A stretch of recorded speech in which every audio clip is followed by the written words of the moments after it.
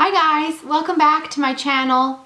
Today, this is something that I saw on someone else's channel called the Strip Down Challenge, and I thought this would be really interesting to do because I think the whole concept behind it is kind of cool. I think, yeah, let's try it. I mean, I think that normally when I make videos, I'm not super edited. I don't usually put a lot of production work in.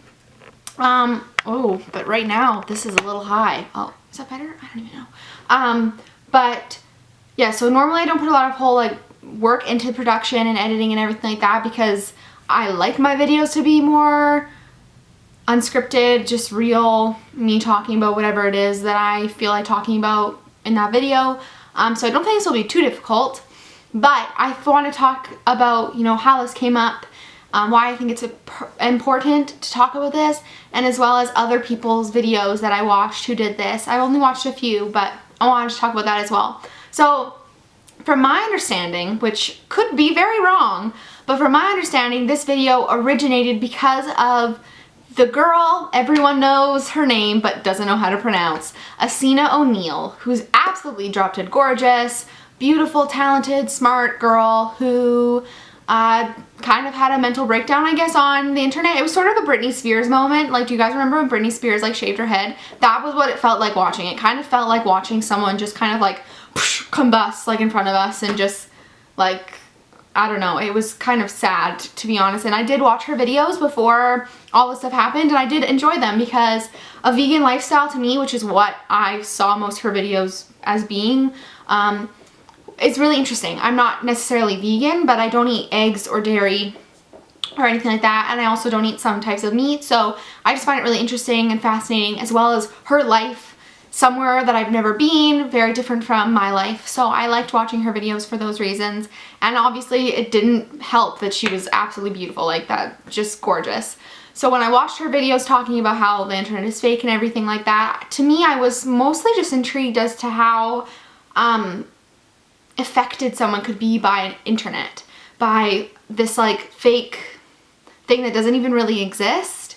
It's out there, but it's not, you can't hold it, you can't touch the internet, you can't hold social media, it's just not really tangible, I guess. And I found that really interesting because social media and any type of marketing like that is all, it's almost like propaganda in a way. You're selling something, but sometimes people genuinely just post videos and photos and whatever of whatever they want, and it doesn't actually have to be for a purpose. I posted a photo of my cat in front of my Christmas tree this morning because she was freaking adorable, and I love Christmas, and I wanted to share my Christmas tree with you guys, and there was no hidden purpose for that. The negative side of her doing this video is that it makes it seem like everyone has an ulterior motive to uploading a video or posting a photo on Instagram or whatever other people do, like Snapchat and whatever else. But there isn't always an ulterior motive, and maybe there was for her, and maybe she felt like she was becoming there's never enough photos for her that were just genuine her, that's what she wanted to post. She was feeling like she had to post certain things to get paid and whatever. There's just so many people that aren't doing that. Follow your mom on Instagram. She's not posting anything for fucking money. Let's be real here. That's just what I mean. And I think it's sad to see, she's a young girl, sad to see her be so affected by something that's so not real. But everyone's affected by it, whether you want to be or not. I think that it would be stupid to think that social media has no impact on us, because I really do think it does, and I think it changes how we see ourselves and how we want others to see us. This weird thing happened the other day to me where I was looking at my phone and I was like, oh, da-da-da-da, and then I saw that someone I knew of followed me on Instagram, because you get notifications of that, and I was kind of like, that person who I don't really know that well, but I know of, who knew me kind of, I was like, how would they see my Instagram? How would they look at my Instagram and think, I'm literally the nerdiest person in my world? And for me, I was like, oh, they're gonna see how nerdy I am. And I was kind of like, does that bother me? No, move on with my life, because I really don't care. The bottom line of this, what I want to say in regards to this, is that it's what you make it, and that's just the complete truth. Everything in life is what you make it. If you want social media to be the biggest part of your life and the most important thing to you, then you're gonna make it that. If it's gonna, you know, depict how you feel about yourself and how you think of others, then you're gonna make it that way. You can only give it so much power, and you're the one that's giving it power. So if you want to have it, you know, affect your world, then have it affect your world. But you don't have to have it affect your world, you're making a choice. So, I don't know, I think it's really important to everything that you see, whether it be like a billboard, a magazine ad, something on Instagram, something, whatever, take everything with a grain of salt, because reality can't be captured in a photo. It can't, like, just, like, even just, what's it called when they change the body shape of people?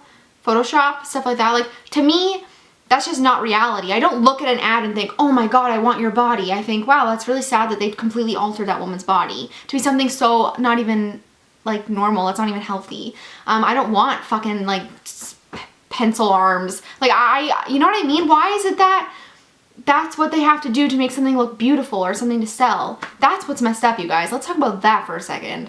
So while this girl may be annoying to some people were saying that I watched their videos and they're like, oh, she's putting other people on social media down and make us all look bad. And well, I'm sorry, but a lot of people who are on social media are extremely fake. That's the reality of it. And you probably know 5 people off the top of your head who make YouTube videos themselves that are just like so fake. Everything they post on Instagram is contrived and edited, and all the face messing up you can do and like changing your freaking like contour and put makeup on through an app. Like, yes, that's fake, but it's good to be aware of it.